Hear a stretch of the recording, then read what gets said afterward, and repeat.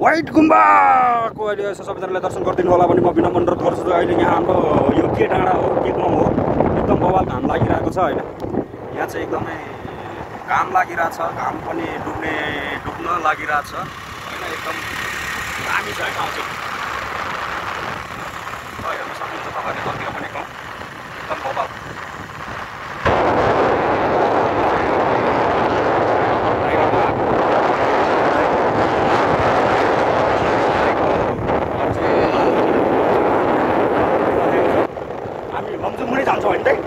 दसैँमा चाहिँ लमजुङको यात्रा छ हाम्रो होइन। त्यो पनि म भिडियो टक्क बनाएर तपाईँहरूलाई ल्याउने छु। हेर्नु सक्नुहुन्छ खतरा आएछ गाडी चाहिँ होइन। त्यही भएर मलाई पनि डर लाग्यो गाडी देखेर। अब ठ्याक्क आइपुग्यो आउन त होइन। अब के भन्ने है तपाईँहरूलाई, अब यस्तै छ ठाउँ। ल जमजम दाइ जमजम अब फर्क्यौँ। अब गुम्बालाई फेरि एकचोटि दर्शन गरेर जाउँ, सबैले दर्शन गर्नु होला होइन। यही भिडियो मार्फतबाट चाहिँ ल बवाल छ, बवाल घाम लागिरहेछ कि यता चाहिँ हेर्नु न। यस्तो आनन्द लाग्यो यार, मनै हुन्छ नि होइन।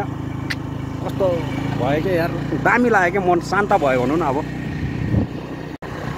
अहिले फेरि हामी फर्किँदैछौँ। हामी व्हाइट गुम्बातर्फ नै जाँदैछौँ फेरि पनि। यहाँको वातावरण दृश्य हेर्न सक्नुहुन्छ तपाईँहरूले। यहाँको भ्यूज एकदम बवाल छ, मलाई चाहिँ एकदमै मन पर्यो होइन। अब तपाईँहरू पनि अब आएर घुम्न सक्नुहुन्छ। यहाँनिर इन्ट्री चाहिँ एकदम प्रवेश।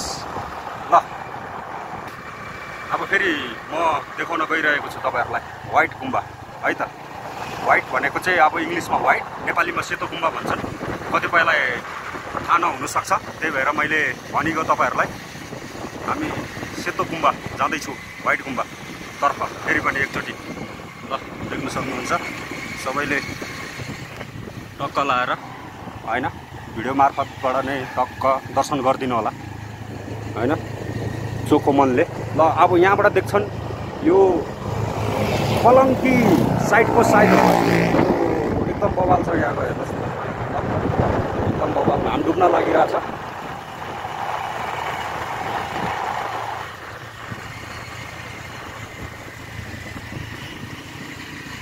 हामी फेरि पनि हिँड्दैछौँ गइरहेको छु। अब व्हाइट गुम्बानिर आइपुग्न लाग्यो, मेन गेटमा आइपुग्न लाग्यो। ल यही होइन दाइ, कुन हो मेन गेट? मेन गेट हुँदा है। ल यही हो व्हाइट गुम्बाको। हामी वरिपरि छौँ, भित्र अहिले निषेध गरिएको रहेनछ। हामी बाहिरबाटै दर्शन गर्छौँ होइन। अहिले खुलेको रहेनछौँ, त्यही भएर वर्षमा एकचोटि मात्रै खुल्छ अरे। यहाँ हाम्रो एकजना दिदीले भन्नुभयो, त्यसको लागि धेरै धेरै धन्यवाद दिदीलाई पनि। ल मेन गेट यही हो। ओम माने पेमे गुरु बजेर दर्शन गरौँ, सबैको राम्रो होस्, चाहेको सबै पुगोस्, भलो होस्, सफल रहोस्, सोचेको आँटेको सबै। ल हामी फेरि अब जाँदैछु काठमाडौँ भ्याली। ल है त गाइज एभ्रिवान, सबैजनाले आजको भिडियो बवाल छ। ल फुटबल पनि रहेछ, भाइ बहिनीहरूको भविष्यको खेलाडीहरू होला। देखाउन पाएन भिडियोमा चाहिँ होइन, मैले देखाइरहेको छु हजुरहरूलाई। यो अब म तपाईँहरूलाई यस्तो बवाल ठाउँ देखाउँछु होइन। यहाँ चाहिँ सल्लाहको हेर्नुहोस्, दसैँ लागेर पनि होला, दसैँ आइसकेको छ। बडा दसैँको सम्पूर्णलाई यो भिडियो मार्फतबाट शुभकामना भन्न चाहन्छु। सम्पूर्ण नेपाली दाजुभाइ तथा दिदीबहिनीहरू विदेश तथा स्वदेश रहनु भएको जहाँ पनि तपाईँहरू छरेर बस्नुभएको छ, यहाँ चङ्गा उडिरहेको छ। यहाँ हेर्नु सक्नुहुनेछ, यो चङ्गा उड्ने बित्तिकै यसको थाहा हुन्छ कि तपाईँहरूलाई पनि। कतिपय तपाईँहरूले पनि चङ्गा उडाइरहनु भएको छ होला होइन, पहिला होइन। मैले त अब एकचोटि उडाएको, तर उडेन मेरो चङ्गा चाहिँ। कौसीबाट तलतिर झऱ्यो, मासतिर जाला भन्दा पनि सायद हावा नलागेर होला होइन। ल बवाल छ। ल बाटो हेर्नु सक्नुहुन्छ, एकदम चिसो हावा आएको छ है। मलाई चाहिँ साँच्चै नै भन्नुपर्दाखेरि जाडो भइरहेछ। ल यहाँको बाटो एकदम दामी लाग्यो, तपाईँहरू पनि एकचोटि प्लिज भिजिट गरिदिनु होला।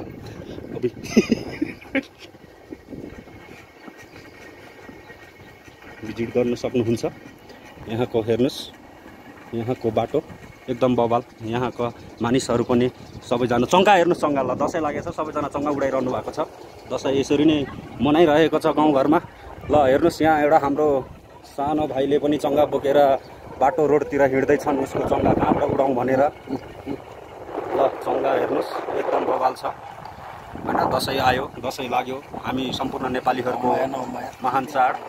अम्बा पनि छ है हजुरलाई भोकटे हेर्ने भए चाहिँ यहाँ छ है भोकटेको रुख चाहिँ।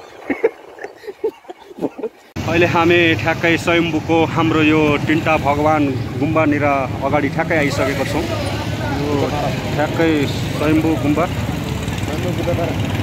हजुर। ल अहिले हामी ठ्याक्कै सहरमा आइपुगिसकेको छौँ। यहाँ तपाईँहरूले हेर्न सक्नुहुन्छ। कृपया ध्यान दिएर हेर्नुहोला र सतर्क भएर बाटो क्रस काटिदिनु होला भनी म विनम्र अनुरोध गर्दछु तपाईँहरूलाई। अहिले हामी ठ्याक्कै स्वयम्भूमा आइपुगेको छौँ। अहिले हामी बालाजुतर्फ लाग्दैछौँ। हामी अहिलेको यात्रा रहेको छ हामी बालाजुतर्फको यात्रा। कृपया